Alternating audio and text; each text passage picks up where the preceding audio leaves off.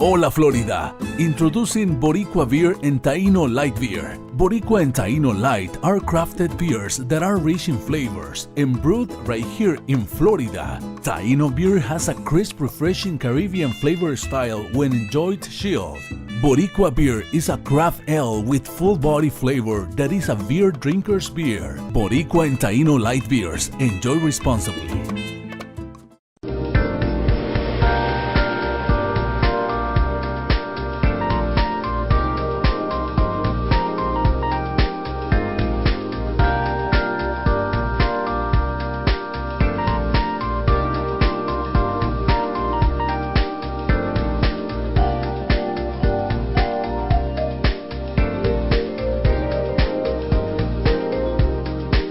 Good evening. Welcome to another edition of EduTV. I'm your host, Greg Perkins. I'm here today with Mr. Joe Robinson, running for school board member, Hillsborough County, District 5, correct? Yes, sir. Okay. Joe, for the average person that doesn't know, what's the role of the school board? What does a school board member do exactly? School board member is an elected official, and they have two employees, one being the school board superintendent and the other being the school board attorney. Mm-hmm. What they do is they set policy. They make sure that there's a balanced budget, and they make sure that they're in compliance with the Florida statutes. That is the main thing the school board member does. And also, Hillsborough County has adopted a 5-year strategic plan, and they're also to make sure that that gets implemented. Okay, what is a 5-year strategic plan? 5-year strategic plan, much like any business would have, outlays what you want to accomplish, what your goals are, your mission statement, and how you're going to actually get it done. Okay. It's more than just an overall plan. It's strategically targeted to get a result. Okay. Now, here's a good question. What is motivating you to run as a school board member and as a member of the community?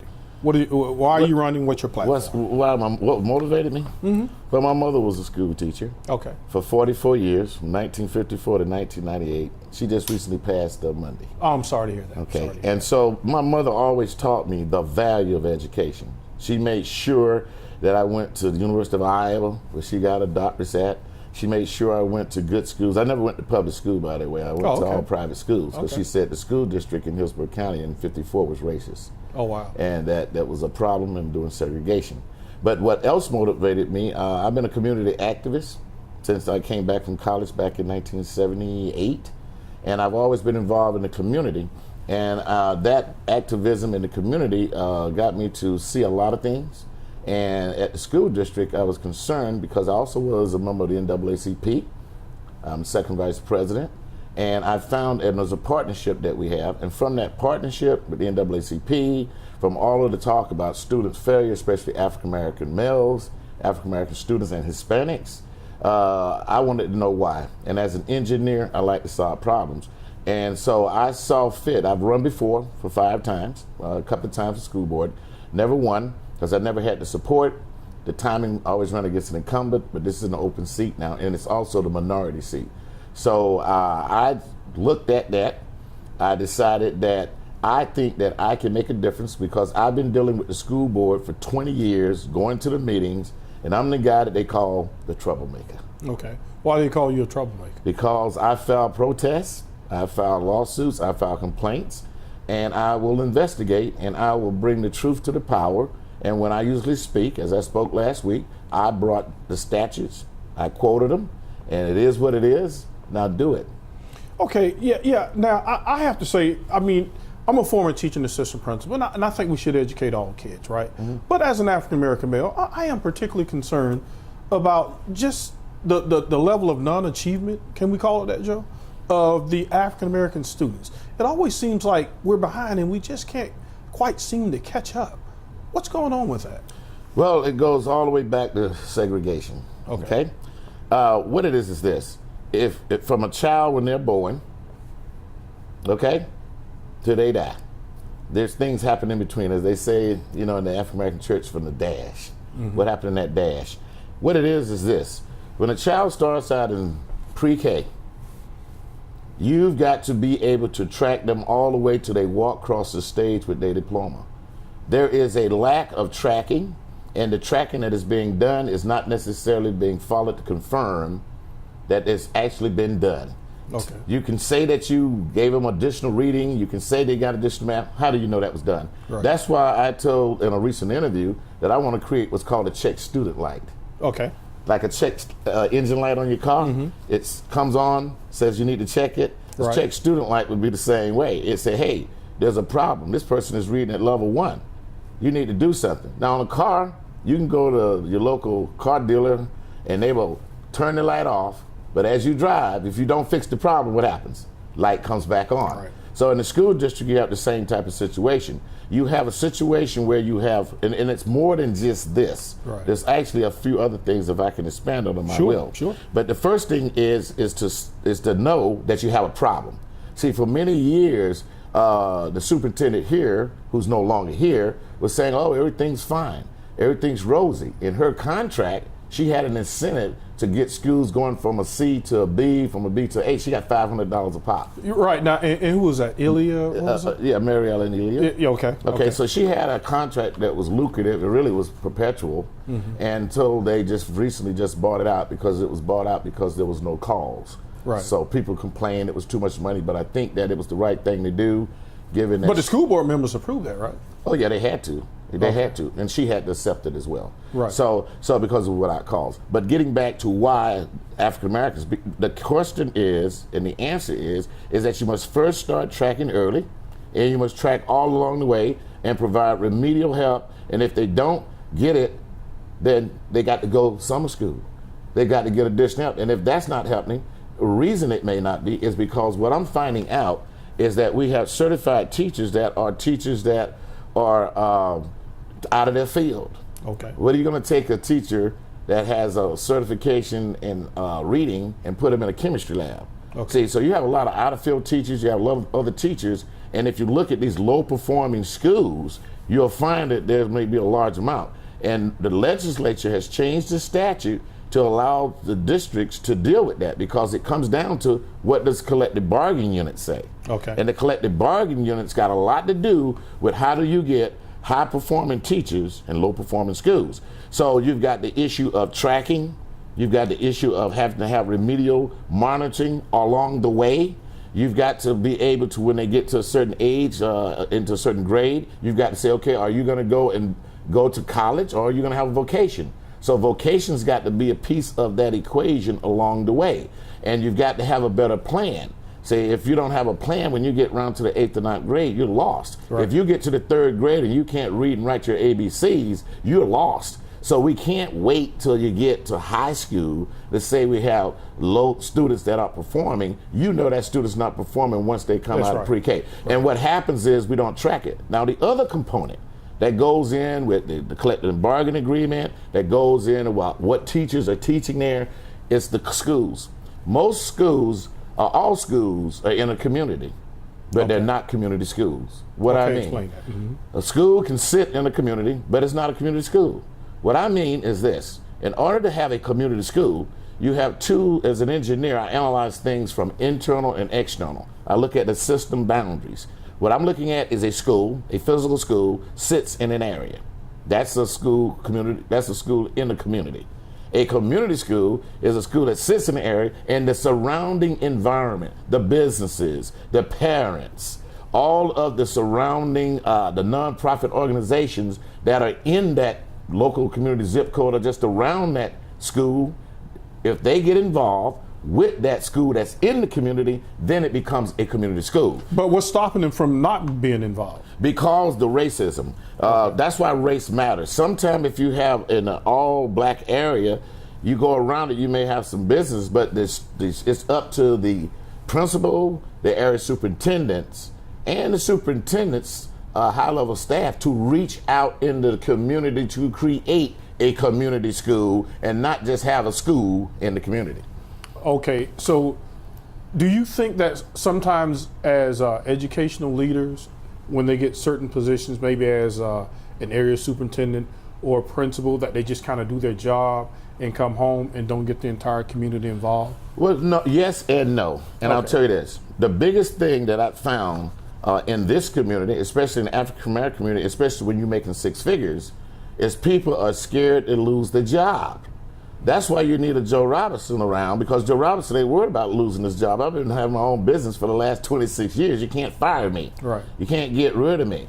So when you have your own wealth generating and money generating process, then you can talk truth to power. See, too many times people get shut down because of the economic means. They have a family to feed. Right. They have kids to go to school. They have bills to pay. And you cannot speak truth to power. So some of those people try, but they're only going to go so far. And if they don't get the support of the superintendent and down, then guess what's going to happen? You're going to have a bully as a superintendent, which is some people say we had, and you're just going to do as much as you can get by, because why? You've got to pay your house note, you got to probably pay for your Mercedes, and you're not going to lose it. So you're not going to do that. That is why you need a Joe Robinson that understands that dynamic, that understands that you are scared to speak up. And I found in the district a lot of people were scared to speak up with the previous superintendent. Now under the new one, he's still from the old regime, but he's coming along. He's being more open, and he's starting to decentralize. Okay. What he's doing, he's making area superintendents responsible for every school under them. He's making area superintendents to be able to know every student's name, parent's name, and make them accountable. Okay? And by going out in the field and checking on them, because he's created a chief of staff that he has now. Okay. That was not necessarily there before. He has a chief of schools that was not there, that is not necessarily there. So Jeff Eakins has reorganized Hillsborough County for success. What we have to do is go through the process, usually 3 to 5 years, to see the results, because it's a large, this is what you might understand. Hillsborough County is school district is the largest employer in Hillsborough County. Okay. With 25 to 30 plus, including temporaries and everybody else. Mostly everyone is affected by Hillsborough County School District one way or another. You know somebody, your cousin, your uncle, some company that's serving them business. A $2.8 billion economic engine. And it is a major part of the community. When you have an engine that big, when you have that many lives affected, you're going to have problems trying to get it moving in a certain direction, because what you're doing is you're taking bad practices. You're taking schools that are low performing. You're taking people that are ready to leave. You're taking all of your institutional knowledge is now dropping out. You know, 200 and 300 people dropping out because they're moving on, they're retiring, and the new people coming in, they don't really want to go to low performing schools. The bargaining unit does not address what happens if a school is declared an emergency. I just told them about that Tuesday, and now they're scrambling to try to think it out. So it's a total process of a system, and being an engineer, specifically a licensed engineer, I know how to solve problems, I know how to solve complex problems, and the way you do it is you break it down into various sections, and you start putting resources where the problem is. Now, as a school board member, you're running, and you're running against three other people, right? Four other people. So what's going to make you any different from the other people? Are you saying, I'm not saying you're saying, but could it be implied that a lot of times that maybe people, when they get in there and they get the school board thing, they kind of lose some of the fire about why they ran? Well, most of the school board members have been school board employees. Right. Very few businessmen like me. I've been a businessman on my own business for 25 years. Okay. I've been a licensed professional engineer. Right. There's never been an engineer to my knowledge on the So do you think they may be too cozy once they get in there? Well, not too cozy. It's just this, is that if you came up through the school system and was a principal or something like that, then you go on the school board where you're just an extension of the existing system. I'm not. Okay. I didn't even go to public school. So I look at it different. I'm looking at pure D success. I'm looking at purity. Students need to get what they need to get, especially students of color. And the irony is this. The irony is this. The irony is that the school's children, 200 and some thousand, the majority of them are Hispanic and black. Okay. Okay? Right. The majority of the school teachers that are certified in Hillsborough County is 75% white. Okay, hold that thought right there, Joe. We got a hard cut coming up. Folks, stay tuned, and we'll be right back with Joe Robinson. Hola Florida, introducing Boricua Beer and Taino Light Beer. Boricua and Taino Light are crafted beers that are rich in flavors and brewed right here in Florida. Taino beer has a crisp, refreshing Caribbean flavor style when enjoyed chilled. Boricua Beer is a craft ale with full body flavor that is a beer drinker's beer. Boricua and Taino light beers. Enjoy responsibly. Welcome back. Greg Perkins, host of EduTV, and I'm here with Joe Robson. Now, Joe, we left off talking about Hillsborough County being a majority minority students, right? Mm-hmm. But the teacher population doesn't reflect that. Now, is that because you all aren't recruiting teachers? Are minority teachers not interested in becoming teachers? What is the issue with that? You got to go back to the beginning. Historically, it was all white. Okay. And over the years, we've only been able, between Hispanic and Black, to get 25% representation of the certified teachers. But why is that? It's because of racism and race matters. So they're not hiring enough minority teachers? They're hiring, but they're not hiring and recruiting. In my opinion, it's like this. The first thing they say, well, where can we find them? Okay. We used to have a program that would go out to schools to recruit. But then you got to also look, a lot of people aren't going into the profession of teaching. That's right, it's a tough profession. Okay, so not only do you have a shortage of African-American males to be teachers, okay, you got a shortage of women too. Yeah. So the bottom line is people are not going into education like they used to because they're going into science, technology, and engineering, right. okay? Mm-hmm. And so that's one thing. The other thing is that what effort are we doing? What incentives are we putting out there to recruit? Are we going to Bethune's? Are we going to the Howards? Are we going to all of the Florida A&M? That's Florida right. A&M, go Rattlers. Yeah. Okay, so I don't really know that they are. I don't really see that they are.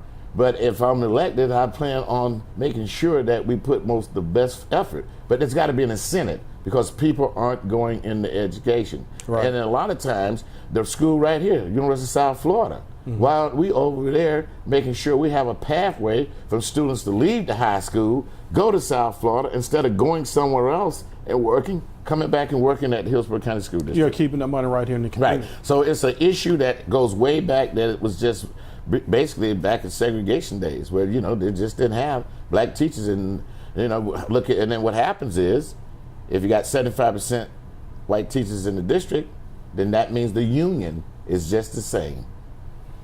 Well, no, okay, but that's not to say that a white teacher can't teach a black kid, right? Well, because in some cases, Joe, you may have like a black superintendent, black administration, right, black teachers, but and the kids are still felt. Absolutely, but okay. This is the issue. The issue is when a black student leaves home, right? Okay, and they go to a situation, the teacher may not understand the culture. See, it's understand the culture. That is why the school district has launched with a company to do a race matters class for all teachers, principals, and all. They paid $107,000. I think it's called Pacific something. Wow. I've got the folder over there if you want to see it. Okay. They've got that they just launched because of what you read in the Tampa Times about the NAACP class I conducted about agitating. Well, tell me about that, because you have a unique situation, and I think that's a model that can probably be copied. So why don't you tell us about the relationship that the NAACP and the school board of Hillsborough County? It's one of the unique partnership agreements that started about 2003 or 4. Okay. And it was the brainchild of Dr. Sam Horton,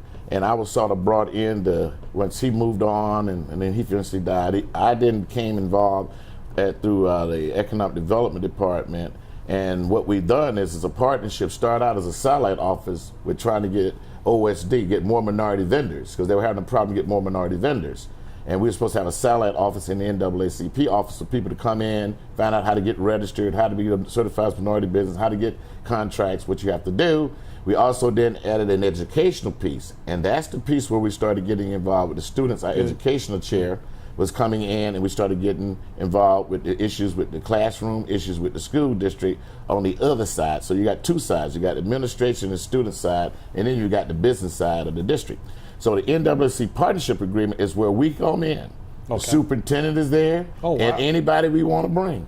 Anybody we want to bring. What we come there to do is, the reason it's set up is that so many times the school district was getting beat up in the African American newspaper. Okay. So we said, look, rather than us putting it in the newspaper and embarrass it, let us talk about it, come together, try to come up with a solution, implement it before it blows up in the community on it. Okay. So it became that, and it's been going on all these years, and it's becoming quite successful for us resolving problems. We hear a problem in the community. Well, they're having a problem at this school. They're having a problem at this. So it became a way for us to give them dialogue, give them feedback, and we talk about race issues. We talk about, as a matter of fact, we help create a diversity. They have a chief diversity officer because we stress that we need to have one.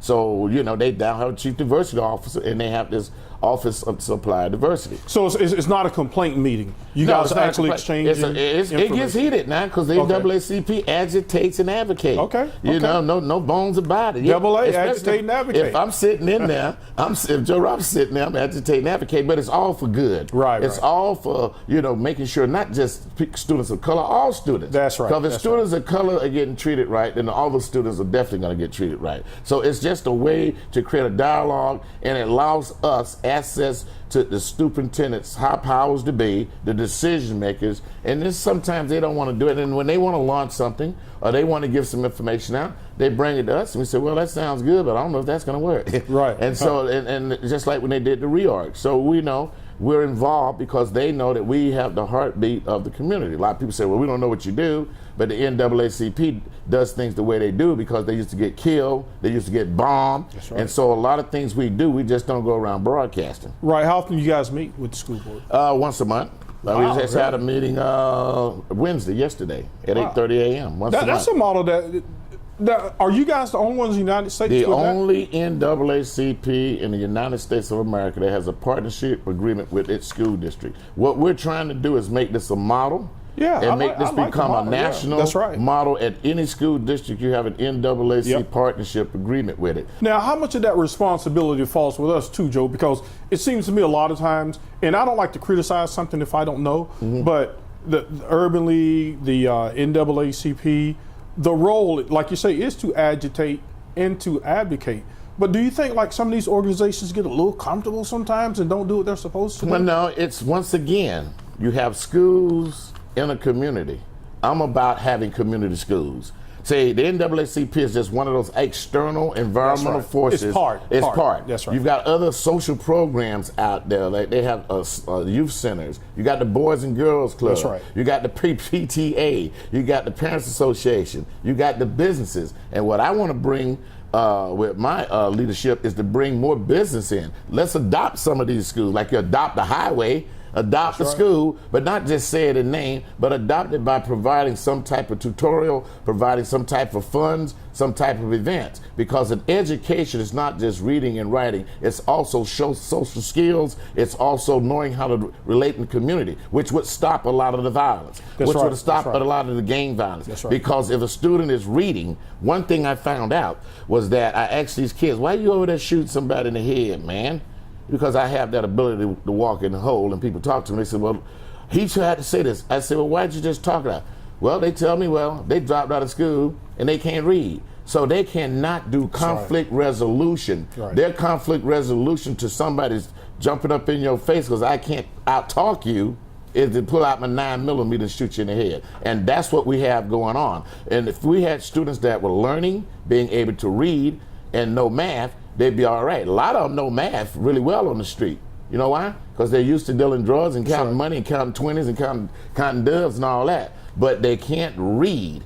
If they could read, if you go even to the prison population today, it's because they can't read. If they could read, they'd probably be able to write their own brief to get out of jail. So that is a major issue, is this level 1, level 2 reading, and level 3 that is the best. Well, I really like the way that you're trying to get the community involved, because the way I look at children in education, those kids are going to be adults one day, right? And we have to give them the tools so that they can function in a society and get an education and get a job, and like you say, and just stay away from all those other things.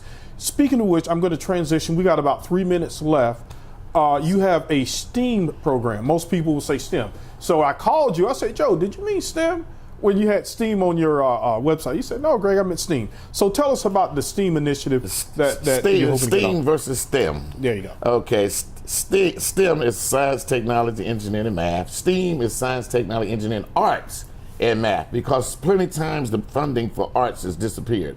But every student needs to have arts, like graphics, music, something different besides the science and technology, that's mathematics and engineering. I myself am a licensed professional engineer. I have started the National Society of Black Engineers as one of the student organizations from the University of Iowa in 1975. I was there.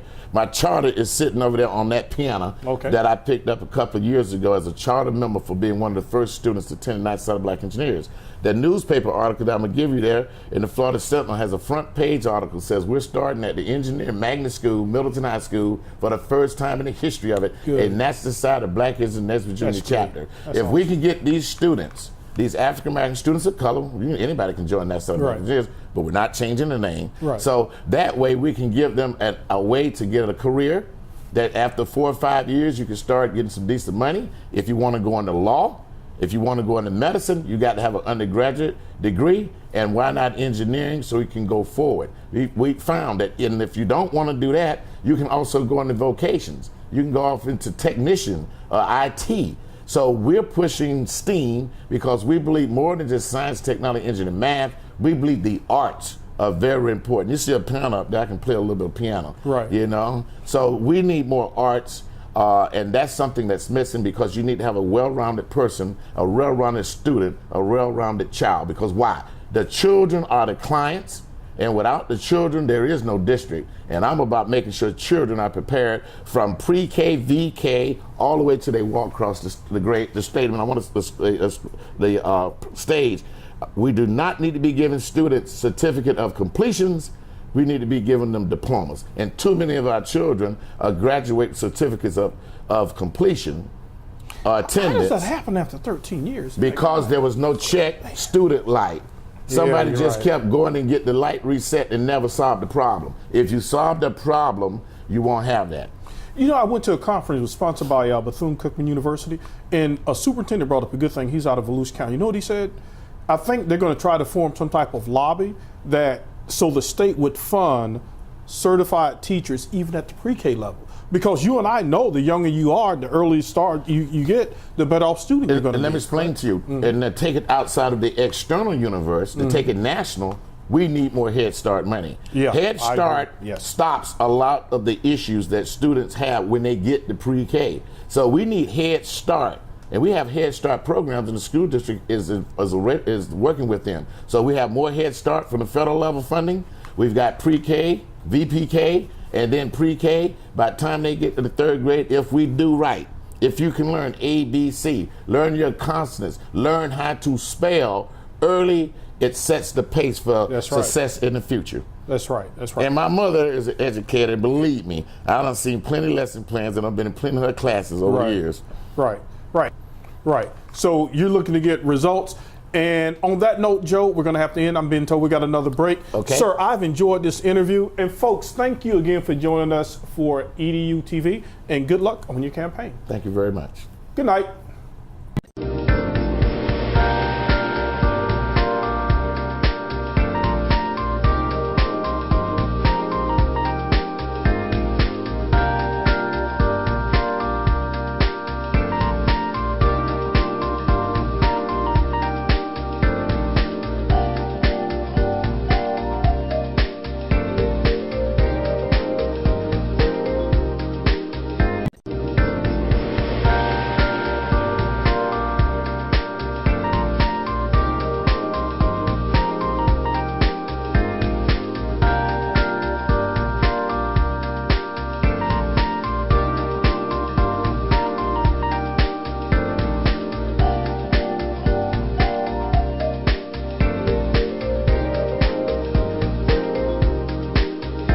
Hola Florida, introducing Boricua Beer and Taino Light Beer. Boricua and Taino Light are crafted beers that are rich in flavors and brewed right here in Florida. Taino beer has a crisp, refreshing Caribbean flavor style when enjoyed chilled.